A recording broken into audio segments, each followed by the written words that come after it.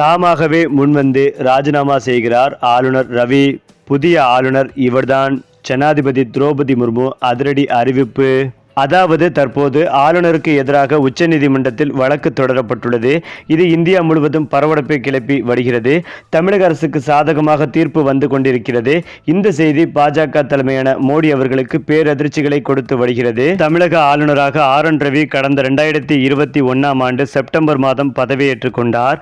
அதன் பிறகு ஆளுநருக்கும் ஆளும் திமுக அரசுக்கும் இடையே பனிப்போர் நிலவி வருகிறது. சட்டமன்றத்தில் அரசு நிறைவேற்றி அனுப்பும் மசோதாக்களுக்கு ஒப்புதல் தராமல் ஆளுநர் போட்டார். இதனால் மோதல் போக்கு வெடித்த நிலையில் ஆளுநருக்கு எதிராக தமிழக அரசு வழக்கு தொடர்ந்துள்ளது. அதே சமயம் தான் பேசும்போது பொது மேடைகளில் ஆளுநர் ரவி தமிழக அரசை வெளிப்படையாகவே விமர்சனம் செய்து வருகிறார். இதற்கு திமுக தரப்பிலிருந்து காட்டமாக பதிலடிகளும் தரப்படுகிறது.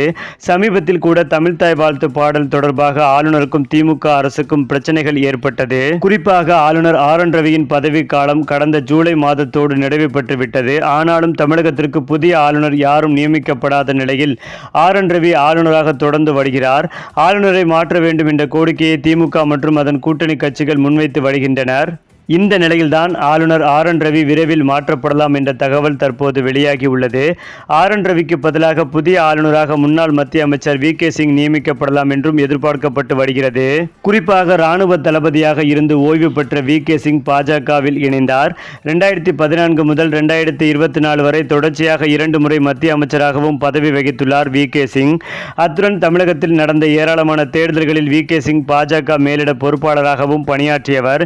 அடிக்கடி தமிழகம் வந்து சென்றவர்.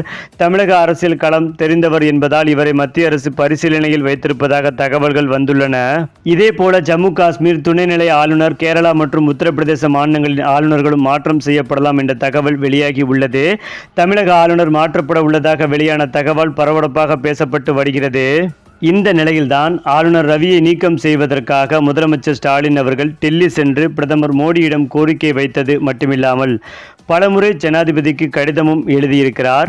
ஆனால் இதையெல்லாம் ஒன்றும் எடுத்துக்கொள்ளாமல் மதிக்காமல் தொடர்ந்து வேண்டுமென்றே தமிழக அரசையும் முதலமைச்சரையும் சீண்டி வருகிறது மத்திய அரசு.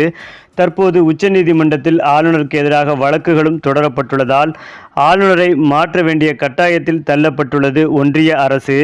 அதன் பேரிலேயே புதிய ஆளுநர் தமிழகத்திற்கு நியமனம் செய்யப்பட உள்ளதாகவும் ஆளுநர் ரவி ராஜினாமா செய்வார் என்ற அதிர்ச்சி தகவலும் வெளிவந்து கொண்டிருக்கிறது.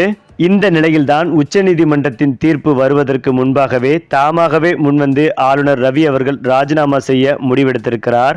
ஏனென்றால் உச்சநீதிமன்றத்தின் தீர்ப்பு வந்த பிறகு ராஜினாமா செய்தால் அது தமக்கும் அவமானம், ஒன்றிய அரசுக்கும் அவமானம் என்று கருதியே ஆளுநர் ரவி அவர்கள் இந்த முடிவை எடுத்திருப்பதாகவும், ஒருவேளை ஒன்றிய அரசே இந்த முடிவை மறைமுகமாக எடுக்க வைத்திருப்பதாகவும் ஒரு தகவல் சொல்லப்பட்டு வருகிறது. அநேகமாக புதிய ஆளுநரை தேர்வு செய்த பிறகு அதிகாரப்பூர்வமாக ஆளுநர் ரவி அவர்கள் ராஜினாமா செய்வார். புதிய ஆளுநர் யார் என்பது குறித்த அதிகாரப்பூர்வ அறிவிப்பை ஜனாதிபதி திரௌபதி முர்மு வெளியிடுவார் என்றும் எதிர்பார்க்கப்பட்டு வருகிறது.